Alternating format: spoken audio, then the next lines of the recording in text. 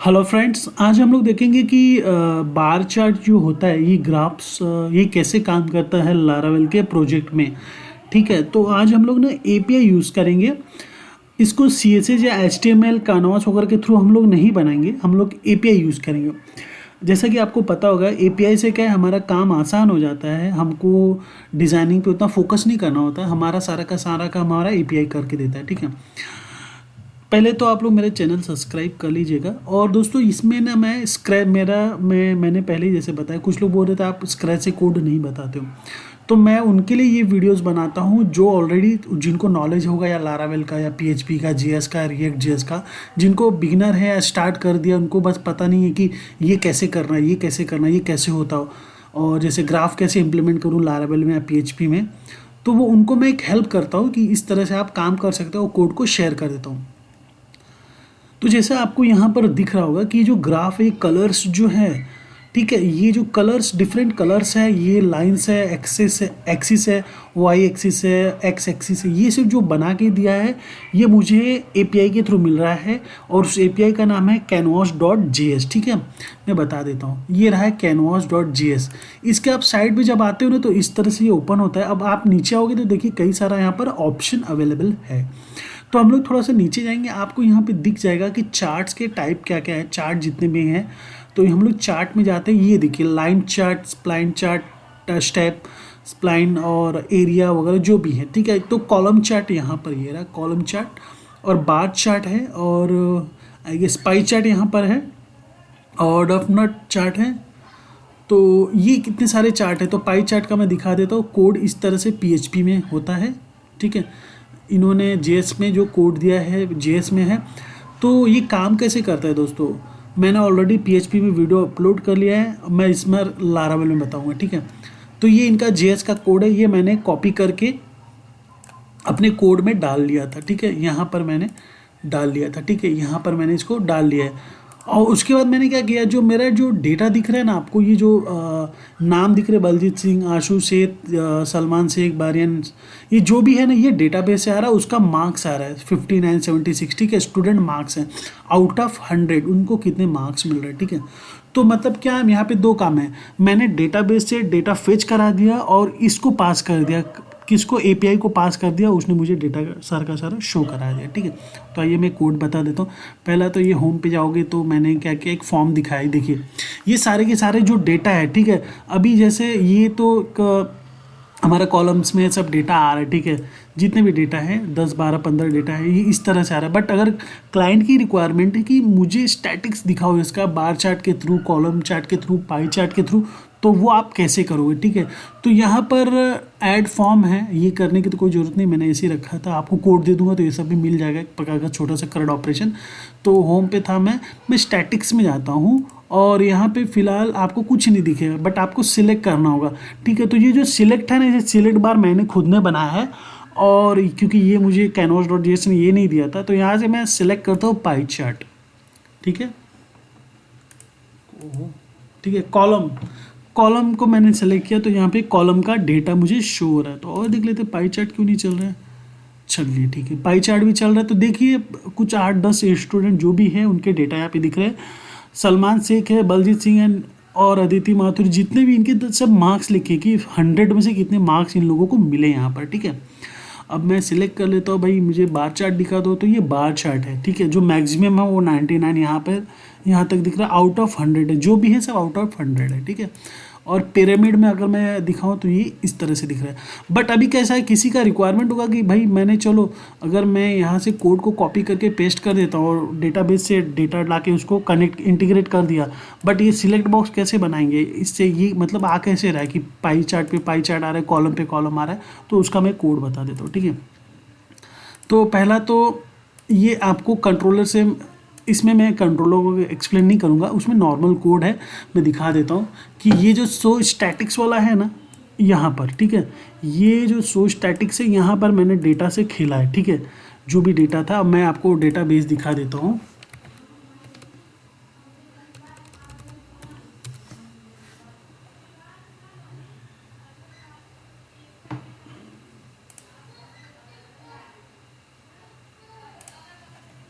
ये रहा student name, student subject, student marks. तो ये सारे के सारे डेटा मैं यहाँ पर दिखा रहा हूँ, ठीक है। तो मैंने क्या किया है कि जैसे ही मेरा ये जो सिलेक्ट होता है, ठीक है, ये जो सिलेक्ट होगा उस पर वो कोड एग्जीक्यूट करके, तो पहले मैंने क्या किया, सारा का सारा जो डेटा है वो फेच करा लिया है, ठीक है, यहाँ से फेच करा लिया है। पोस्ट वेरिएबल मैंने डीबी को, ये मैंने क्वेरी बिल्डर के थ्रू किया है। आप चाहे तो एलोक्वेंट मेथड जो होता है लारावेल का यूज़ कर सकते हैं। तो ये क्वेरी बिल्डर है, टेबल का नाम दे दिया, उसके मैंने गेट बोला कि सारा का सारा जो भी कॉलम है सब मुझे दे दो 2 array फॉर्म में, ठीक है। फिर फॉर ईच चला दिया। फॉर ईच चलाने के बाद मुझे सारा का सारा जो डेटा था वो मैंने डेटा में ले लिया है, ठीक है। अगर मैं इसको हटा देता हूँ इंडेक्स को, तो देखना क्या होगा, मुझे फिर सारे डेटा नहीं मिलेंगे। मैं होम पे चला जाता हूँ तो मुझे सारा का सारा डेटा यहाँ पे नहीं मिल रहा है, क्योंकि इसके थ्रू मुझे सारा का सारा डेटा एक साथ मिल रहा है। अब ये जो लेबल है और ये वाई है, ये मैं पास कर रहा हूँ, मैं जेएस में पास कर रहा हूँ, ठीक है। तो आइए हम लोग ये डिज़ाइनिंग देखते हैं यहाँ पर, ठीक है। तो फिलहाल ये इंक्लूड कर दिया, साइड बार जो था ये मैंने इंक्लूड कर लिया है, ठीक है। यहाँ पर देखिए ये लेबल मैंने बनाया है, ये आपका कौन सा है, सिलेक्ट वाला, सिलेक्ट चार्ट स्टाइल, ठीक है। तो सिलेक्ट चार्ट स्टाइल आ गया, उसमें 4 वैल्यूज दिख रही है आपको। तो यहाँ पर 4 वैल्यूज मैंने ले लिए, बार चार्ट, पिरामिड, कॉलम और पाई चार्ट। अब मैंने क्या किया है कि जैसे ही सिलेक्ट हो, ये जैसे सिलेक्ट हो तो उससे एक इवेंट फायर हो जाएगा। इसको रिफ्रेश कर देता हूँ मैं,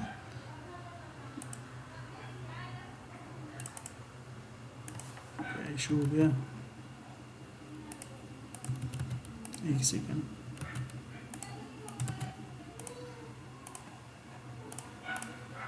ठीक है, तो जैसे ये जो होता है ना, ये जैसे यहाँ पर मैं सिलेक्ट करूँगा तो एक इवेंट फायर हो जाएगा। और यहाँ पे मैंने ऑन चेंज इवेंट फायर किया है, फंक्शन एक बना के रखा है, ठीक है। तो ये फंक्शन जो है वो कॉल हो जाएगा, ठीक है। तो उसके अंदर का ये सारा का सारा जो कोड है ना वो रन हो जाएगा। तो ये जो कोड दिख रहा है ना आपको दोस्तों, ये जो कोड है ना ये मुझे मिला है canvas.js से मुझे मिल रहा है, ठीक है। ये रहा वेब चार्ट और canvas.js चार्ट वगैरह जो दिख रहा है ना आपको, डिज़ाइनिंग वो लोग ने करके दी है, ठीक है। और ये फंक्शन मैंने बना लिया, फंक्शन के अंदर सारा का सारा कोड इनका ले लिया है, जिससे कि ऑन चेंज पे जैसे ही क्लिक हो ये पूरा का पूरा जो कोड है ना जेएस का वो रन हो जाए, ठीक है। और यहाँ पर मेरा जो इसमें जो मेरा वो आउटपुट आ रहा है, ठीक है। जो ये जो है ना ये कोड में मेरा ये आउटपुट आ रहा है, कौन सा, सॉरी, ये नीचे का जो आउटपुट है वो यहाँ पर आ रहा है, ठीक है। चार्ट कंटेनर में आ रहा है जो यहाँ पे मैंने कॉल करा है, मतलब ये बोलेगा जो भी आउटपुट है यहाँ पे वो डिस्प्ले हो जाएगा, ठीक है। तो ये टाइटल हो गया, इसमें देखिए टाइटल दिया है इन्होंने, स्टूडेंट मार्क्स है, स्टूडेंट मार्क्स है, ठीक है। स्टूडेंट मेरिट मार्क्स, ठीक है। मैं चेंज करके दिखा देता हूँ तो आपको समझ में आएगा, स्टूडेंट मेरिट मार्क्स, ठीक है। उसके बाद क्या था, टैक्स है नवंबर 2021, ठीक है, नवंबर 2021, आपके ऊपर आप जो भी डालो। उसके बाद डेटा में मैंने कुछ काम किया है, डेटा में मैंने क्या कि चार्ट टाइप है ना, यहाँ पर चार्ट टाइप देखिए यहाँ पे डाल दिया है मैंने, ठीक है। इन अभी मैं जो canvas.js में जो होता है ना वहाँ पे इस तरह से ये लोग ने दिया है, क्योंकि मुझे डायनामिक करना है। टाइप में देखो इन्होंने ऐसा दिया है, ठीक है। और मैंने कैसा दिया है, टाइप में देखिए ये लिखा है, इन्होंने इसको ऐसा दिया है टाइप पाई। बट मुझे क्या डायनामिक चाहिए था, मुझे कई सारा सिलेक्ट पे मेरे पास 4 है, 4 को कॉल करना है एक एक करके। तो इसलिए मैंने क्या किया, मैंने यहाँ पे चार्ट टाइप पास कर दिया। ये जो यहाँ पर चार्ट टाइप जो ना ये मुझे वैल्यू दे रहा है, ठीक है। तो मैंने क्या बोला कि मुझे जो भी ऑप्शन एक्टिव है, अगर पाई एक्टिव है तो आईडी के थ्रू मुझे इसकी वैल्यू इसमें स्टोर करा दो। तो मैंने क्या किया, document.getElementById चार्ट जो इसका आईडी है उसका जो वैल्यू होगा, जो भी वैल्यू होगा, जैसे पाई सेलेक्ट किया है, कॉलम सेलेक्ट किया है, पैरामीटर सेलेक्ट किया है, बार सेलेक्ट किया है, वो इसमें स्टोर हो जाएगा। और यहाँ पे मैंने पास कर दिया। तो जैसे अगर ये पिरामिड सेलेक्ट करता है तो यहाँ पे पिरामिड प्रिंट हो जाएगा, दैट्स इट, बस इतना ही है। उसके बाद यहाँ पे कुछ फॉर्मेटिंग है, आप भी कर सकते हो। यहाँ पे मैं अगर डाल दूँ 000 तो ये इस तरह से आएगा, 00 ऐड हो गया। तो ये फॉर्मेटिंग आपको करनी है। लेबल और वाई, हाँ, जो ये लेबल है और वाई है मैंने पास किया यहाँ से, ठीक है। ये लेबल मुझे मिल गया कि मेरा जो स्टूडेंट का नाम आ रहा है डेटाबेस से, स्टूडेंट नेम, जो कि ये स्टूडेंट नेम है, और स्टूडेंट मार्क्स है, जो स्टूडेंट ये मार्क्स है, ये इसमें स्टोर कर दिया लेबल में और वाई में। और वो पास करा दिया मैंने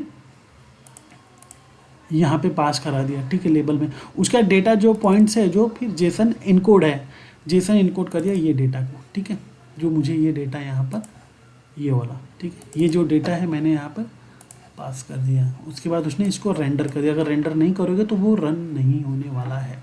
तो इस तरह से चार्ट वगैरह आप डिज़ाइन कर सकते हो लारावेल में, पीएचपी में, रिएक्ट जेएस में, किसी तरह भी। बस आपको एरे में उसको कन्वर्ट करने आना चाहिए, ऑब्जेक्ट फॉर्म को पता होना चाहिए, ऑब्जेक्ट क्या होता है, एरे क्या होता है, तो किस तरह से डेटा का फ्लो है, तो आप इसको ईजिली कर सकते हैं। तो ये था दोस्तों canvas.js का ट्यूटोरियल। आई होप आपको वीडियो समझ में आया होगा। वीडियो देखने के लिए दोस्तों धन्यवाद।